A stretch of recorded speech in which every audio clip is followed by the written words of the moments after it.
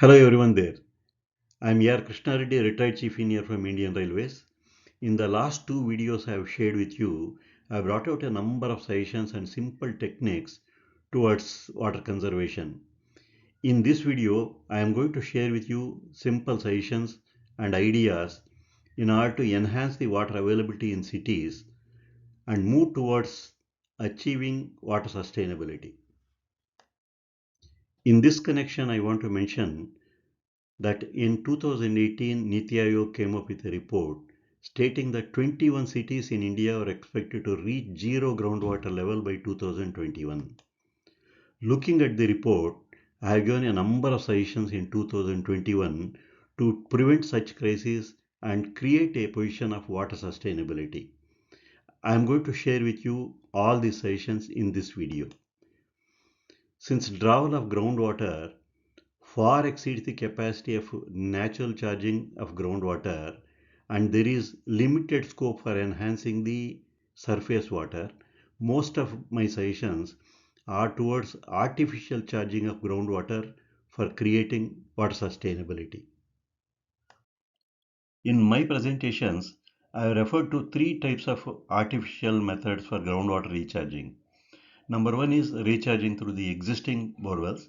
Number two is by using the VY technology. Number three is specifically drilling medium depth borewells to a depth of 250 to 400 feet. It is expected that there would be enough permeability when the borewell is drilled to about 250 feet for recharging. As far as the muddy water recharging is concerned, the filtration method to be adopted is explained in detail in the link I have provided at the end of the presentation. My first suggestion in this regard is rainwater harvesting from rooftops. The rainwater from rooftops is almost in pure form except for minor impurities. This water can be passed through a simple filter or a filtration system as shown and can be directly collected in sump and storage tanks for direct use. In addition, all the houses or apartments must be asked to connect the balance leftover water to existing borewells for recharging the groundwater. It should be made mandatory to do 100% harvesting of rooftop rainwater for all the industries, commercial and government establishments, hotels, etc. If required, they should be asked to create additional medium depth borewells up to a depth of 250 to 300 feet in case the existing borewells are insufficient to meet the target. In order to ensure faster implementation, government needs to intervene and reduce the price of filter since the filter requirement will be too huge with these recommendations. My second suggestion refers to harvesting of surface rainwater in parks, campuses, playgrounds, and industries. In these cases, rainwater harvesting can be done in open wells, tanks, recharging pits. Existing borewells are drilling additional medium depth borewells to a depth of 250 to 400 feet. Recharging can be done in the form of sets also consisting of a temporary pond, one big filtration system connected to a number of borewells.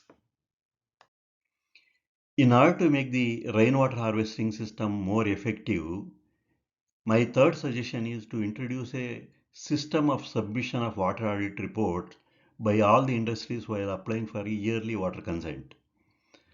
This report should consist rainwater harvesting measures taken vis-a-vis its potential in the industry, quantity of water drawn from borewells, water conservation measures introduced like aerators, leakage prevention measures, usage of treated water, etc.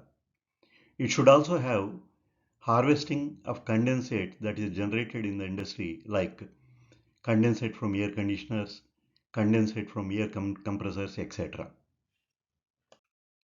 In a similar manner, in order to make the rainwater harvesting system effective in education institutes, there is a necessity to introduce a system for submitting the water audit report while applying for approvals and certifications. This report should consist of rainwater harvesting measures taken vis-a-vis its potential in the institute, quantity of water drawn from borewells, water conservation measures introduced, usage of AC condensate, and usage of STP water in hostels, toilets, etc. My fifth session in this regard refers to rainwater harvesting from elevated metro lines. Like in the case of rooftop rainwater, the rainwater collected from elevated metro lines is also in almost pure form. My suggestion in this connection is, between each two successive pillars of the tracks, create a system of temporary rainwater collection tank and charge the collected rainwater to the ground by passing it through a simple filtration system connected to a medium depth borewell or V-wire injection well. My sixth session in this regard refers to groundwater charging in airports. Rainwater generated in airport premises would be in almost pure form. In this connection, my suggestion is to recharge the groundwater by creating a set of temporary ponds connected to a simple filtration system and a number of medium depth borewells. My seventh session refers to rainwater harvesting along the national highways and below the flyovers. It is suggested that all along the national highways we can have recharging pits coupled with 6 to 8 sets of temporary ponds with filtration system connected to recharging borewells per kilometer. Similarly, we can create recharging pits below the flyover to collect and recharge the groundwater. My eighth session refers to recharging of groundwater by using the abandoned borewells. Across the country, we have lakhs of abandoned borewells due to falling of water table.